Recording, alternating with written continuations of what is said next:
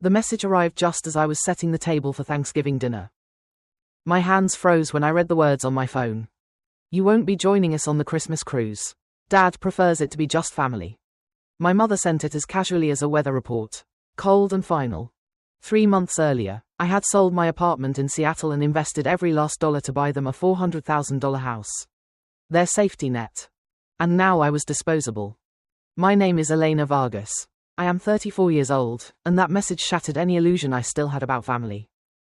Before I tell you how far they went to steal my life, tell me where you were watching from and subscribe, because that was only the beginning. As a child I should have seen the pattern, but I kept telling myself it was just family things. When I graduated with my MBA, my parents did not even bother to attend the ceremony. 2 weeks later my father called, his voice shaking as if it pained him. Elena, I hate to ask you this, but I have the chance to invest in this car business. $10,000 would seal the deal. The next day I transferred the money. That business never existed beyond a brochure and a rented office. Then came the year of my first big promotion. I treated myself to a vacation. Before I could buy the tickets, my mother showed up at my apartment with red eyes, clutching medical papers. Sweetheart, the insurance won't cover my procedure. It's urgent. $15,000 later, her procedure turned out to be a kitchen remodel. She even showed off the granite countertops to her friends while I quietly cancelled my trip. And still, I believed them. Still, I wanted to be the daughter they could finally be proud of. When the heating supposedly broke in the middle of winter, my father called me at midnight. $3,000 or we'll freeze without it. I transferred the money. Weeks later Valeria told me she had seen a brand new, top-of-the-line system installed, shiny enough to feature in a magazine. Every emergency bled me a little more, not just my bank account, but the hope that one day they would see me as more than an ATM with a heart. And then came the house, the greatest performance. My mother cried genuine tears as she hugged me, whispering, "You are our hero, Elena." My father patted my back, saying, "We don't know how to thank you." They knew exactly how, by cutting me out of their lives the moment the house was secured. Booking cruises and buying BMWs while I rented a one-bedroom apartment. It is cruel how the people who raised you can write betrayals so convincingly that you do not realize you are only financing their happiness. I kept wondering how many times I had mistaken exploitation for love. How long it had taken me to believe sacrifice was synonymous with belonging. But I was about to discover that the betrayal had layers I had not even begun to peel. The night after that message, I sat at my kitchen table staring at a blank screen. The Oregon rain beat against the window like a reminder. "Wake up, Elena, wake up." Valeria texted me, "I'm sorry about the cruise. You know how they are." Her words cut deeper than she realized.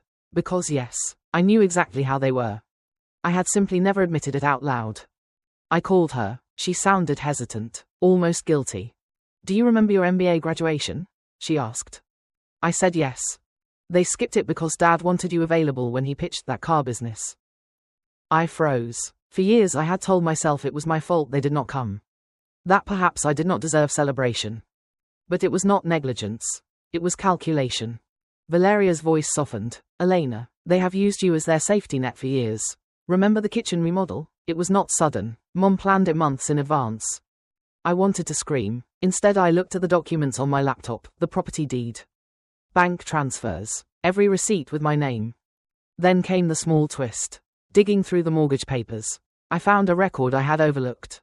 2 months before the desperate call, they had already refinanced the house and quietly pulled out $80,000. They were not drowning when they called me. They had already built their raft and wanted me to finance a yacht. I sat there, hands trembling, realizing that the heating emergency, the medical bills, the threat of foreclosure, everything had been theater.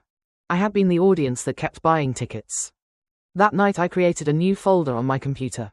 I named it Project Consequences. Inside I began cataloging every lie, every manipulation, every cent they had taken with practiced tears. Not to mourn, not to cry, but to document. Because the girl who once sent money at midnight no longer existed. What remained was a woman with proof and patience. I spent hours building timelines. Transfers aligned with sudden vacations. Emergencies followed by new appliances. Even the words they used were recycled. "You have always been our hero. Always the hero, the bank, the pawn, call it what you want." The truth was simple. They had never intended to treat me as family. At dawn I looked in the mirror and barely recognized myself. My eyes were not swollen from crying. They were sharp, alert, calculating. I was no longer angry. Rage is messy and loud. What I felt was colder, more determined, because that night I understood something terrifying. If they could fabricate a foreclosure, what else could they fabricate? And I was about to find out. 3 days later, while reviewing photos of my parents' vacation, my phone rang from an unknown number. Elena, this is Tom Bradley from Bradley & Associates. Your father gave me your contact. My stomach dropped. Why was my father's lawyer calling me? Tom continued. Your parents asked us to prepare papers for the M Street property. They said you had agreed to transfer the ownership back to their names officially. For a second I could not breathe. I never agreed to that, I said finally. The silence crackled on the line. Tom cleared his throat. Well, they seemed certain. They said it was a gift you wanted to give them. Just a formality. A gift. $400,000. My savings. My apartment. My future. Now packaged as a gift they could legally steal. That night Valeria showed up at my apartment. She did not come empty-handed. She placed a manila folder on my table and whispered, "You need to see this." Inside were tax documents, refinancing statements, even the registration for a $25,000 private boat in my father's name. Hidden 40 miles away. But that was not the worst. Valeria slid one more paper across the table. A life insurance application my mother had taken out the previous month. $200,000 with me as the sole beneficiary. I frowned. Isn't that a good thing? Valeria's face paled. Elena, she is healthy. She's 62. Why would she suddenly take out such a large policy? Don't you see? If something happened to them, you would look like you had the perfect motive. It hit me like ice water down my spine. They were not just stealing from me. They were setting a trap. If I fought back, if I exposed them, they could point to that policy and say I had motive to harm them. Outside, children played in the park, their laughter floating through the window. That sound gave me chills. Normal families existed, just not mine. Valeria's voice broke. They turned you into both, the resource and the suspect. I pressed my hands against the table to steady myself. My own parents were building a trap where every path ended with me marked as the villain. It was more than betrayal. It was premeditation, and for the first time in 34 years I saw them clearly. Not as parents, but as predators. The revelation did not break me. It crystallized me, because they had calculated my downfall. Now I needed to calculate my survival. And survival, I already knew, would not come from silence. They thought they had written the final chapter of my story, but I was going to take the pen. Margaret Morrison leaned back in her chair, her silver hair catching the light. Elena, you have a solid case. Fraud, financial coercion, even attempted defamation. But you need to be ready. This is going to get brutal. I nodded. They made it brutal when they decided to frame me. She outlined a plan in 3 phases. Phase 1, secure all accounts. Phase 2, gather irrefutable proof. Phase 3, deliver consequences proportional to their actions. The next morning all banking authorization were revoked. Every transaction above $50 required my personal approval. The house, my house, became legally untouchable. Meanwhile, James Crawford, the private investigator, reconstructed every transaction. The heating emergency matched spa receipts. A medical bill lined up exactly with cosmetic procedures. My father's fake investments were a cover for boat payments. I did not just have proof. I had a story the courts would understand. When my parents returned from the cruise, they dragged their shiny suitcases up the driveway and discovered the keys no longer worked.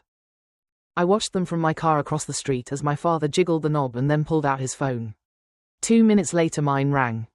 Elena, the lock is broken. We can't get in. I kept my voice calm. The lock is not broken. You no longer live there. Silence. Then my mother's voice, sharp with panic. Stop playing games. Open the door now. I cannot open the door to a house that no longer belongs to me. I replied. They stood frozen on the porch, faces pale, before I told them to meet me at Dennis in 1 hour. When they entered they looked destroyed. Sunburned, clothes wrinkled, eyes swollen from stress. I slid a folder across the booth table. Inside were bank statements, refinancing documents, the boat registration, and that life insurance application. My father's hands trembled as he flipped through the pages. My mother whispered, "You investigated your own parents." I leaned forward. "You tried to frame your own daughter. The investigation was the least I could do." My father clenched his jaw. "What do you want, Elena?" The question I had been waiting for. "I want consequences, lawsuits, restitution. You stole years of my life and every dollar I saved. Now you are going to pay it back. My mother's face crumpled. You would put your own parents in jail? I would put thieves in jail, I said, standing up. I left the folder on the table and walked out. I heard my father's voice crack. Where are we supposed to sleep tonight? I stopped at the door. You are adults. You planned every detail of my downfall. I'm sure you can plan where to sleep. Their silence followed me into the night. For the first time I was no longer the disposable daughter. I was the one in control. And control was only the beginning. 6 months later Margaret called. Her voice held a smile. They accepted the settlement, full refund, plus damages, and they waived any future claims on you or your assets. I set down my coffee cup and looked at the Portland skyline for the first time in years. The weight in my chest felt lighter. That afternoon over lattes and gossip, I learned they had moved into a small one-bedroom apartment on the east side. My father was restocking shelves at Walmart. My mother, well, let's say manipulation is not exactly a marketable skill. The boat was sold to pay their lawyers. The BMW went back to the dealership. Their empire of lies had collapsed into a rented apartment with peeling paint. 3 days later my mother called.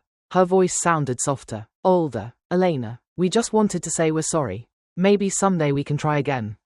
I closed my eyes, choosing every word carefully. Mom, you need to learn to live without my money before you learn to live with me. I hung up and for once felt no guilt. That month I launched a consulting business to help others recognize and protect themselves from family fraud. Valeria became my first employee. One night she asked, "Don't you feel angry anymore?" I smiled. No, I feel grateful. They taught me the difference between being loved and being used. That lesson is worth more than any house. 2 years later my business is thriving. I am no longer the daughter begging for approval.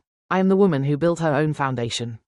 My parents finally learned the true value of money when it was theirs, not mine. Sometimes the greatest kindness you can give is to let someone face the consequences of their choices. Because only when you stop being their savior do they learn to save themselves. If you have ever had to set boundaries with your family, share your story in the comments and don't forget to subscribe. These are not just stories. They are reminders that survival can become strength and strength can become freedom. Thank you for listening to today's story. Don't forget to like, share, and subscribe to support the channel. See you in the next story. Dang heen T3 quintillion 599 quadrillion 260 trillion 386 billion 37,670,814